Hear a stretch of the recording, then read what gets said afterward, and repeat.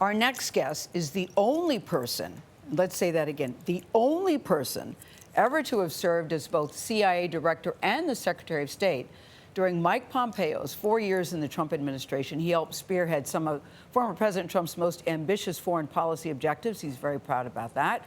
His new book is called Never Give an Inch, Fighting for the America I Love. Secretary Pompeo, we're glad to say, joins us live and in color here in the studio.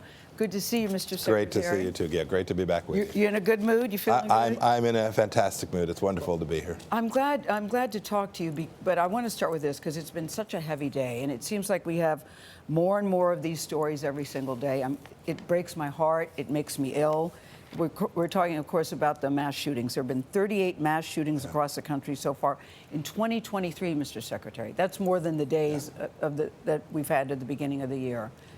What do you think needs to be done? And I know it's not an easy answer, but it's just something that you can tell us before we move on to your book. So I grappled with this when I was a member of Congress. These are tough problems. There's no easy answer. I think we're going to find that, some of these were in California, some of the toughest gun laws in the country. These guns were probably possessed illegally, although I think we don't know all the facts yet. I think some of this is cultural. That is, we need to make sure that the families are intact, that there are good mental health services available for people that are struggling. I wish there was a simple answer. I watch not only these mass shootings, but I watch in the inner cities of America being a tough place where there's kids getting killed every night. We need to be an America that understands that every life matters, and we need to make sure that we have support for our law enforcement so they can do their work well, and support for people who are challenged so that we don't end up with precisely what we've seen just these last couple days. We say all the time, nobody wants to take guns from responsible gun owners. And the Second Amendment, back then, they were talking about muskets. The hardware that we see on the streets, we've got to figure out a way to do something, but we're not going to solve that here at this particular time. Let's talk about your book, because some people view this book as an opening argument for your declaration of the presidency. What do you say to that? You said you're considering it. How close are you to making it? So as for that, Susan and I are thinking, praying, trying to figure out if this is the next place to go serve, but we haven't come to that conclusion. We'll do so. But how close are you? We'll figure this out in the next handful of months. But that's not why I wrote this book. The book was actually supposed to be out in August, but the author was tardy in getting the manuscript completed. I wanted to tell the story from my perspective for 4 years of the Trump administration and our effort to put the American people at the front of American foreign policy, how it matters to every American. When you talk about Taiwan or Moscow, it seems like a long ways away. But I wanted to share with the American people that it matters to every American that we get this right. And America's place in the world matters, and we should defend it vigorously. Well, President Trump has already announced that he's going to run again. Is that having any impact on your decision? None. None. You don't feel disloyal taking him on if you decide to run against him? Oh, goodness, no. When you run for president, you're making the case to the American people. So all the folks who decide to run on both sides of the aisle will be presenting themselves, their ideas. They'll make arguments. I hope they'll speak in language that is fundamentally decent and speaks to the higher calling of America and is an optimistic message. So no, it won't matter to the Pompeos who else decides to run. We'll make that decision based on whether we think this is our moment. Well, Nikki Haley also says she's thinking about running, and she comes up in your book a couple of times. And in the book, you say that she had strongly hinted that maybe she had tried to replace Mike Pence as vice president. She denies that. She says that it's a claim, and I want to quote her, she calls lies and gossips that you wrote in your book that you were trying to sell.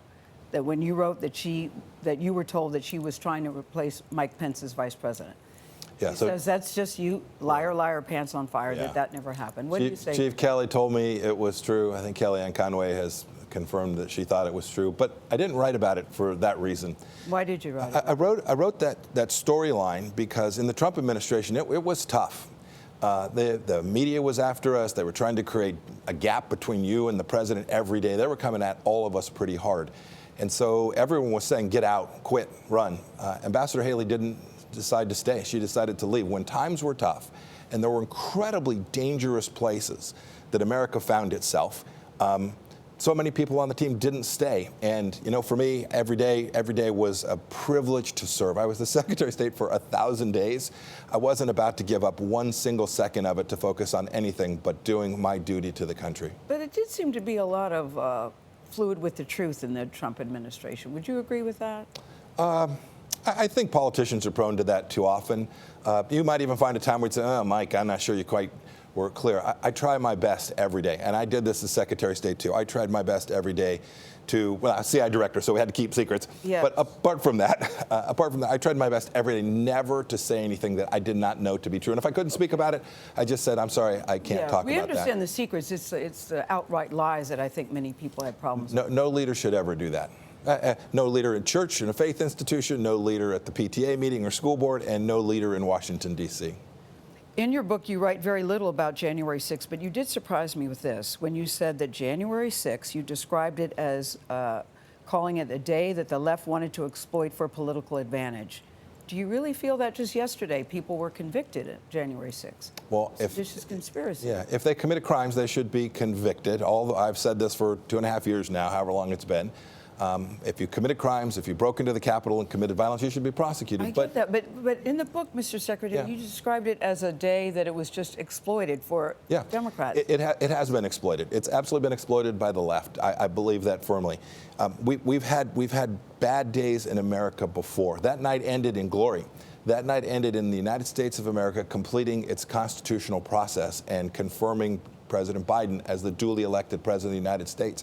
We should be proud of that, and we shouldn't use violence in a political way, whether that violence happens in the streets of Seattle or Minneapolis. But the violence happened because the people that day that took over the Capitol believed that the election had been stolen. Yes. And many people believed that they were urged to go to the Capitol to protest the way they did because of Donald Trump. Do you believe the election was stolen? No, I don't believe the election was stolen, Gayle. But I do think we have an enormous confidence gap with the American people. Secretary Clinton continues to talk about her election as having not. We have two consecutive elections. And by the way, in 2000 we had the hanging chads. You'll remember that.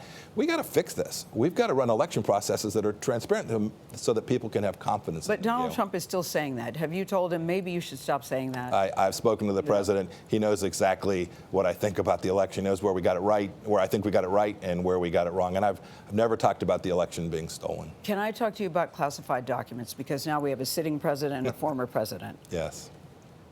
Have you looked in your own house? Are you worried about maybe they'll find classified documents at your place, in your gym, in your garage? And what do you think about this? Well, I don't have a Corvette in there. No. And so I don't think they will. But I'd say three things about this. And I write about this in Never Give an Inch. I actually write about this. The book preceded these issues, both at Mar-a-Lago and in the president's homes. If you have classified documents, handle them correctly. And if you find that you have them in the wrong place, take responsibility, take accountability, and turn them back in. Thank you, Mr. Secretary.